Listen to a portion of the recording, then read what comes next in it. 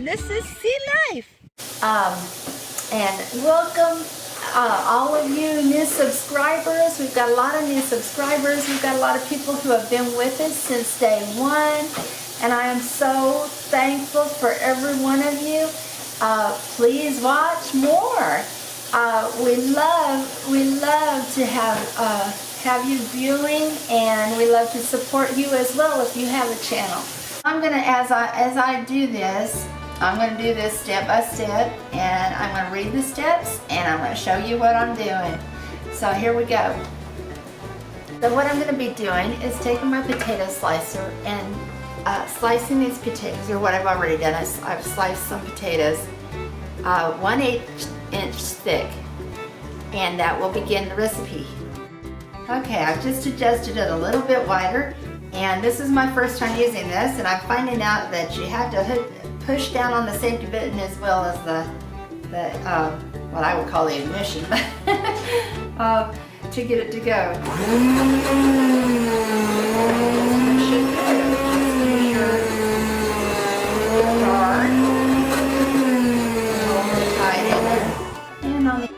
And on the other side, the potatoes are coming out pretty thin, so that's nice. That's exactly what we need for this au gratin sausage recipe that I'm doing. Okay, here's my cheeses. I got 3/4 cup of cheddar that I'm cutting in the bowl, a whole cup of Swiss, and a 1/2 cup of Parmesan, grated Parmesan. And we're just going to mix that up, and then the next thing I think is the milk or the heavy cream. So let me just mix this, just toss it together pretty good. And it says to set some of this aside in another bowl for later, and for the topping, I guess. Just make sure this is all mixed up pretty good. Okay. Let's put 2 cups of heavy whipping cream, which this is a pint is 2 cups. So here we go. We're going to throw this in. After we mix this up, and we'll throw it in.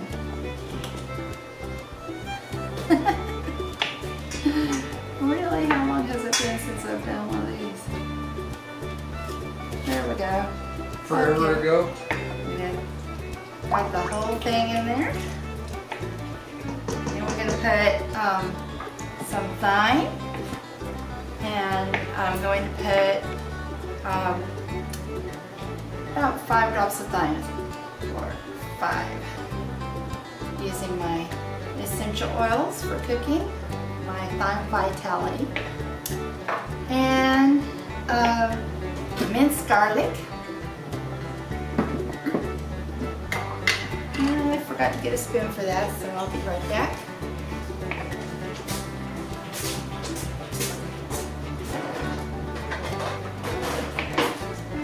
Let's see, how much did it say? So it said minced garlic, 3 cloves of garlic. Ooh, that's a lot of minced garlic. So I'm going to use 1. I'm just using a regular kitchen tablespoon, 2. Or no, tablespoon, teaspoon, 3, 4. And that should be 1 clove. So it looks like I need about the rest of this jar. Quite a bit of garlic. Uh-oh. You said it. Yeah, I'm going to be out of garlic. Oh my goodness. Okay. Well, we're going to call that pretty close. Once I get this last little bit out. You got the spatula. You might as well use it. There we go. Yeah, good. And they said salt and pepper to taste. Well, we've decided to try Montreal steak seasoning in it instead of just salt and pepper. said, we're going to just put quite a bit of this Montreal steak seasoning in here. You're salted up, Because we do love this Montreal steak seasoning. So that's pretty good. And we're just going to give that a good mix up. And that looks pretty good. It doesn't take a lot to mix that up. But you notice too, I transfer my cheeses into some little paper bowls here. I don't dirty up a whole lot of dishes when I cook, so I use a lot of paper. So there it is, and then I set a half a cup of my cheese mixture to the side for the topping. So there we go.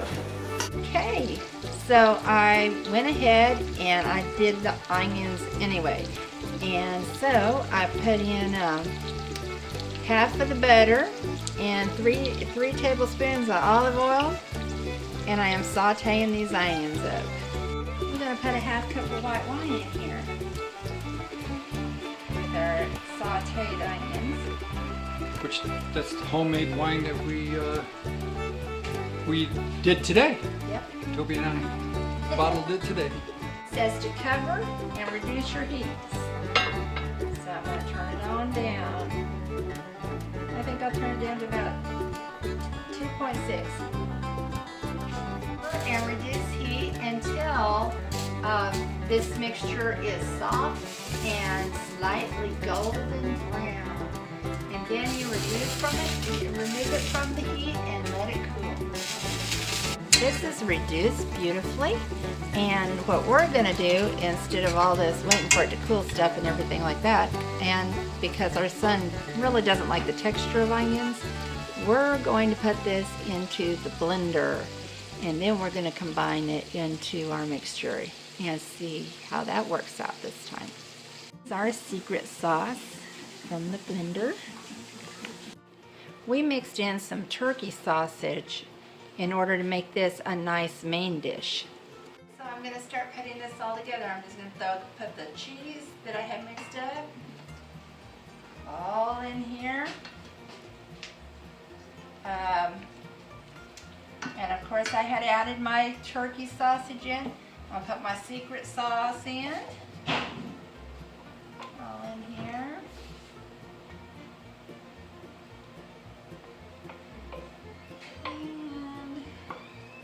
Start putting my potatoes in.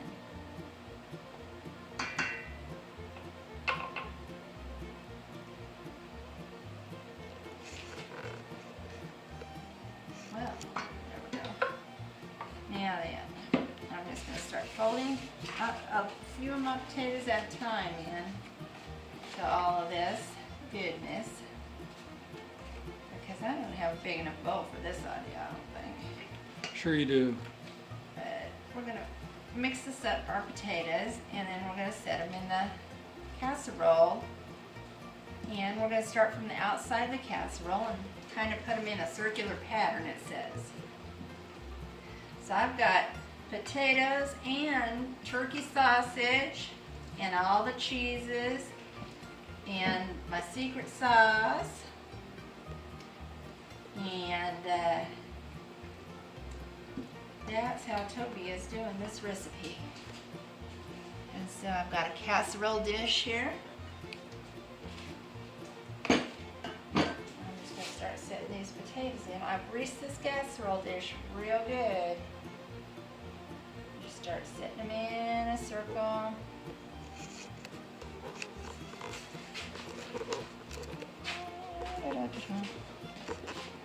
Try to get some more wood in there.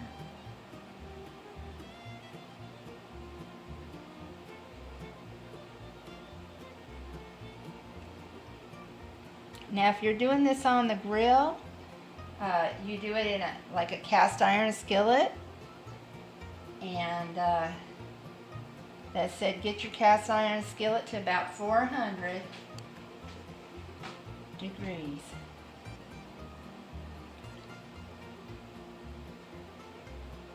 And this is a lot of this mixture. I'm just going to start setting in. all of these potatoes in there. And it's meat. It's like lasagna almost, isn't it? Kind of. That's what it seems like. Kind of like a potato lasagna. Okay, honey. I've just covered this dish with tin foil, and I'm going to put it in to bake for 25 minutes. And we're going to put it in at, I believe, 400 degrees. Let me see. Yep. We're putting it in at 400 degrees for 25 minutes. And then once it's out after 25 minutes, we're going to put the rest of the cheese on it and let that melt. And garnish it with a little bit of parsley. And that's how that dish is going. Now I'm getting ready to get a picture of Daniel taking a bite of this. Sausage. Potato.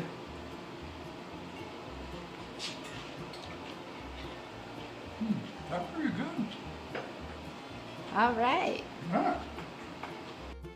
Okay, you guys, after eating this dish, I think I could have cooked that for just a little bit longer. Some of the potatoes were not quite as done as I thought they should have been. But the seasonings and the mixture, the cheese, that was amazing. It was really good.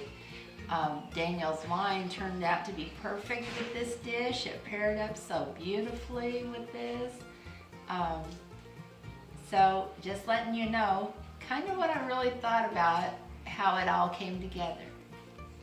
And you all have been so kind to stick with this for the whole video. I so appreciate it.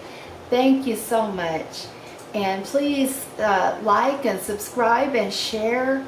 And I'll be sure to do the same for you on if you have a channel, if you have a small channel. I'll be helping you out as well. Thank you so much.